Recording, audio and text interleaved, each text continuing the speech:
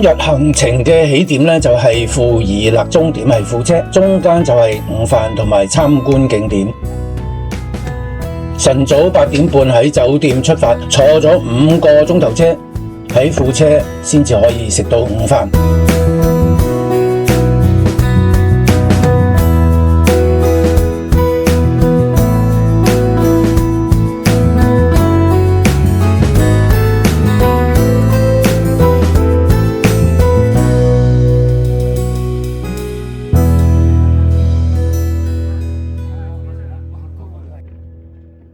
獨庫公路絕大部分喺北疆，遊覽北疆獨庫公路咧就係必到嘅景點。而跨過咗天山山脈之後咧，終點就係位於南疆嘅庫車市。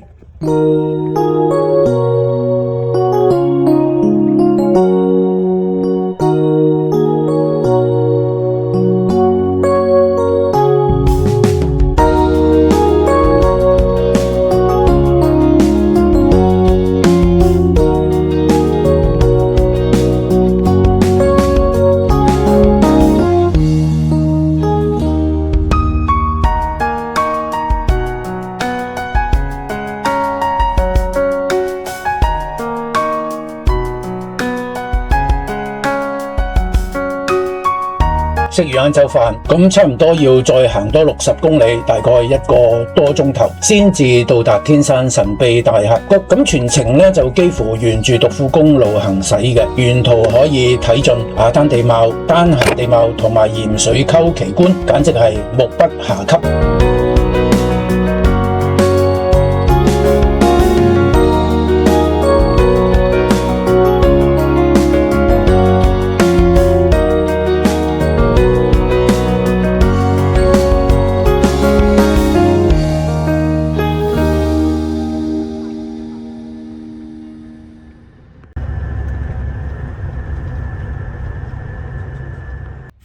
天山神秘大峽谷位於庫車市北部64公里嘅天山南麓，被列入中國最美10大峽谷之一，全長大概5.5公里，由紅褐色嘅砂岩經過億萬年嘅風雨侵蝕形成。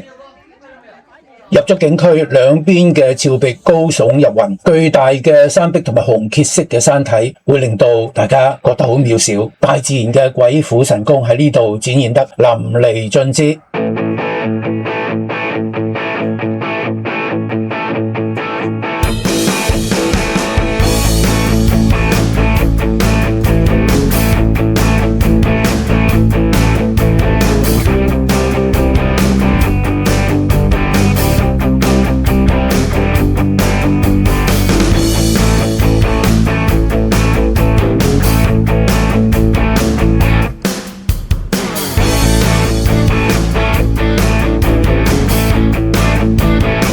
遊客除咗可以沿住坡道步行參觀，亦都可以坐景區嘅車上山，另外仲可以坐駱駝添。